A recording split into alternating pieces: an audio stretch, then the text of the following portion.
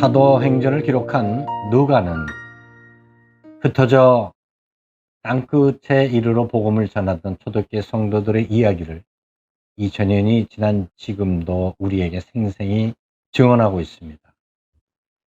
아주 대표적인 사건으로는 사도행전 3장에 나면서부터 안전병이 되었던 한 병자를 일으키는 그런 역사를 기록하고 있고, 또 사도행전 8장에 평신도인 빌립 집사가 사마리아 지역에서 사역을 하고 또 이디오피아 내시에게 복음을 전하는 사건을 기록하고 있습니다. 그리고 최초 해외 선교사를 파송하는 장면, 바로 안디옥 교회에서 교사 5명이 기도하면서 성령께서 바울과 바나바를 파송하는 장면이 기록되며, 그 이후에 사도 바울의 그 놀라운 선교 사역이 기록되고 있습니다. 오늘 그 첫 번째 성전 미문의 안전병이 일으킨 이 사건, 베드로와 요한은 성전을 수없이 드나들었지만 그날 그들의 발걸음을 바로 그 미문 앞에 앉아있던 병자 앞에 성령은 멈추게 하였습니다. 그들의 의지가 아니었습니다. 주님의 그 마지막 겟세마네 기도에서 그 옆을 지키지 못했던 베드로, 그리고 가야바들 앞에서 예수를 3번씩이나 부인했던 그 베드로는 오순절 성령 강림을 통해서 그의 삶이 송두리째 바뀐 것을 우리는 보게 됩니다. 세상을 바라보는 그의 시각이 달라져서 보지 못하던 것을 보게 하고 듣지 못하던 것을 듣게 한 것입니다. 그의 시각이 예수님의 시각으로 바뀐 것입니다.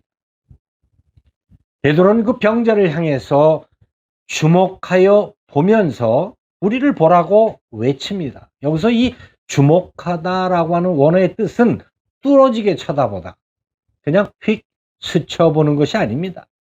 아주 의지를 가지고 뚫어지게 집중하고 그 병자를 바라본 베드로와 요한의 모습을 누가는 구체적으로 기록합니다. 바로 이 시선은 벳세다 광야에 몰리는 그 수많은 군중들을 바라보시면서 마음에 애통함을 느끼셨던 주님의 시각이고, 또 예루살렘 성전에서 장사하는 모습을 보면서 눈물을 흘리셨던 바로 주님의 시선입니다. 그 병자에게 진정으로 필요한 것은 몇 푼 동전이 아니라 바로 부활의 복음인 것을 베드로는 알았습니다. 누가는 이렇게 기록합니다. 베드로가 이르되 은과 금은 내게 없거니와 내게 있는 이것을 내게 주노니 나사렛 예수 그리스도의 이름으로 일어나 걸어라 하고, 이 오순절 성령 강림 사건 이후에 사도들이나 성도들에게 가장 큰 변화는 바로 예수님의 이름이 갖는 그 놀라운 능력에 대한 깨달음입니다. 오늘 우리에게 예수 그리스도의 이름이 이토록 위대하고 능력이 있음을 경험하고 있습니까? 오늘 우리가 주님 앞에 수없이 예수님의 이름으로 드리는 그 기도가 허공을 치는 그런 기도가 아닙니까? 베드로는 말로만 외친 것이 아니라 그에게 다가가 그의 오른손을 붙잡고 일으킵니다. 그때 그 병자의 발과 발목이 힘을 얻었어요. 그가 일어나 뛰어 서서 성전을 향해 찬양하며 달려가게 놀라운 기적이 일어났던 것입니다. 여기에 비밀이 있습니다. 오늘 우리의 기도와는 다르게 베드로가 그 병자를 먼저 주목했다라고 하는 사실입니다. 이 주목하다라고 하는 이 말은 테이노라고 하는 동사에서 나오는데, 이 말은 부담을 갖다, 그리고 뻗치다 라는 뜻을 가지고 있습니다. 바로 누군가를 향한 영적인 부담, 그리고 생각만이 아니라 그에게 다가가 손을 뻗치듯, 우리의 삶을 뻗쳐 그에게 다가가듯 이러한 실천적인 그리고 행동하는 믿음의 모습을 주목하다라고 누가는 기록하고 있는 것입니다. 많은 사람들이 교회를 떠나고 있습니다. 그리고 절망 가운데 살아가고 있습니다. 우리는 그들에 대한 영적 부담을 가져야 합니다. 그리고 구체적으로 팔을 뻗어 그들의 손을 잡듯이 찾아가 권면하고 그들과 함께 차를 나누는 이런 시간이 필요합니다. 바로 잃어버린 양 한 마리를 찾기 위해서 99마리의 양들을 울 안에 두고 떠났던 그 목자의 심정을 가져야 한다는 말씀입니다. 병자가 일어나서 제일 먼저 한 행동이 성전을 향해 달려가며 찬양을 했다는 사실을 그 주위에 있던 모든 사람들은 보고 놀랐을 것입니다. 마치 수가성 여인이 예수님을 만난 뒤에 물동이를 팽개치고 마을로 내려가 자신의 신부를 더 이상 두려워하지 않고 와 보라 외쳤던 바로 그런 모습이 아닙니까? 이 안진뱅이는 겉으로는 구걸하는 거지의 모습으로 많은 사람들에게 비춰질지 모르지만 그에게도 그 성전에 들어가 하나님을 찬양하며 예배드리고 싶었던 마음이 얼마나 많았는지를 반증하는 모습입니다. 우리 주위에 이런저런 이유로 교회를 떠나고 특히 교회나 목사 이야기만 나오면 열을 올리는 사람들을 많이 봅니다.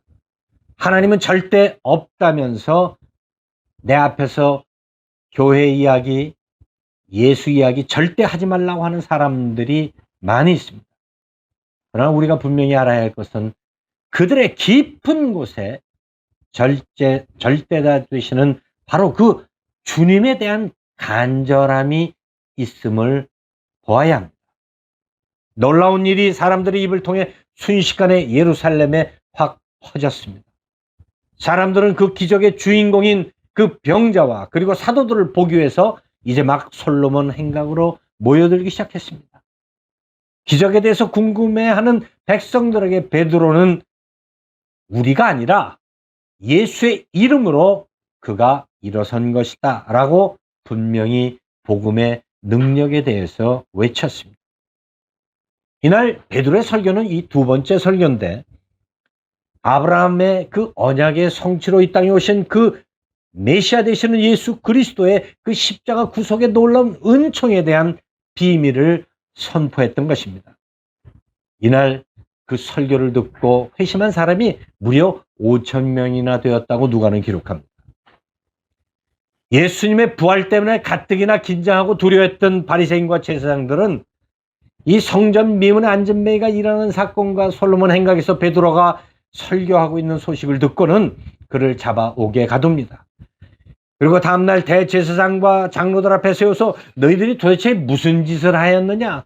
라고 말할 때 베드로는 성령 충만함으로 그들에게 이렇게 외칩니다. 너희와 모든 이스라엘 백성들은 알라. 너희가 십자가에 못 박고 하나님이 죽은 자 가운데서 살리신 나사렛 예수 그리스도의 이름으로 이 사람이 건강하게 되어 너희 앞에 섰느니라. 아멘. 베드로의 외침은 분명했고 단호했습니다. 바로 부활하신 예수 그리스도의 이름이 그를 일으켰다라고 하는 것입니다. 종교 지도자들, 제사장들은 두려움 가운데 패닉에 빠졌습니다. 그리고 그들에게 더 이상 부활의 복음을 외치지 못하게 하게 하고 풀어주었습니다. 이것이 바로 예수님의 이름이 갖는 능력입니다.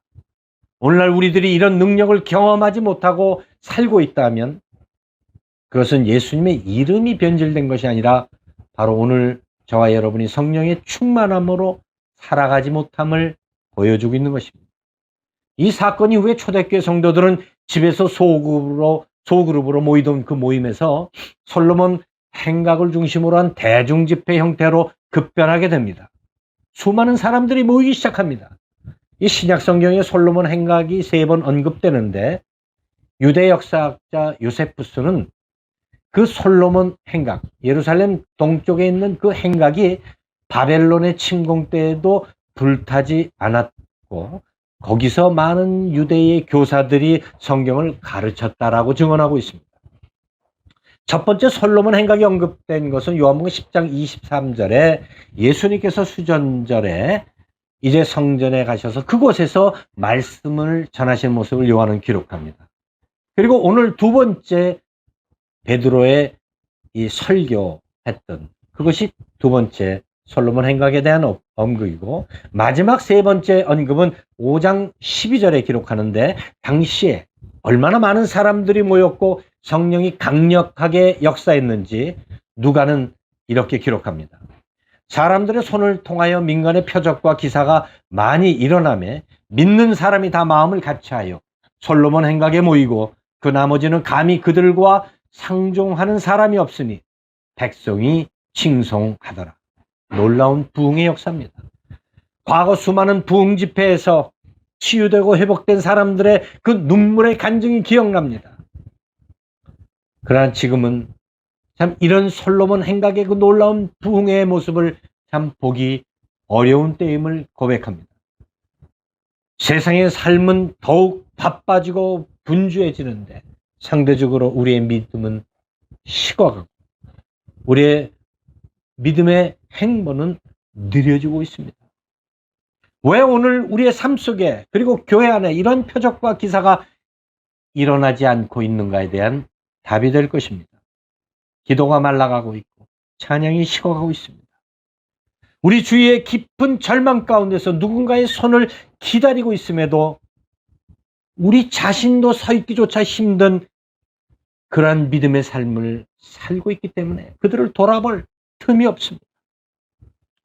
고유가 시대를 살면서 이 치솟은 물가의 사람들은 두려워하고 있습니다.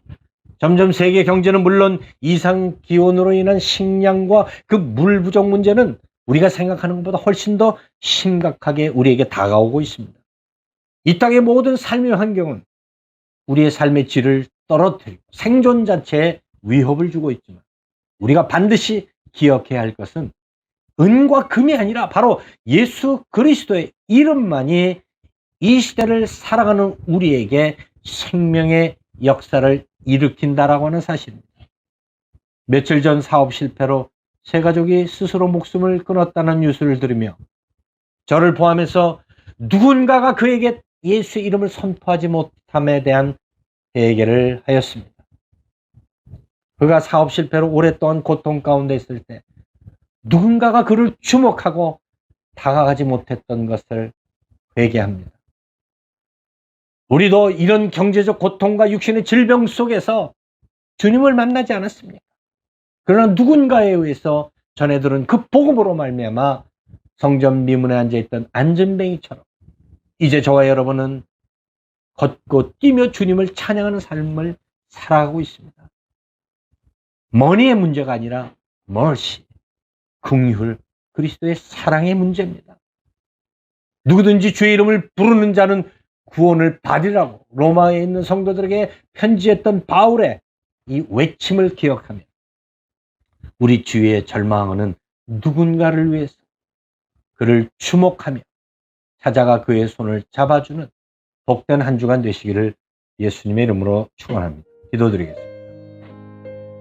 은혜로우신 아버지 하나님, 많은 사람들이 절망 가운데 신음하고 있는 시대를 살아갑니다. 주님, 우리에게 예수님의 그 이름의 능력을 주셨사오니 하나님, 저들을 찾아가 주목하게 하시고 우리의 몸을 던져 다가가 예수의 이름으로 일으키는 복된 삶을 살아가게 하여 주옵소서. 예수님의 이름으로 기도하옵나이다. 아멘.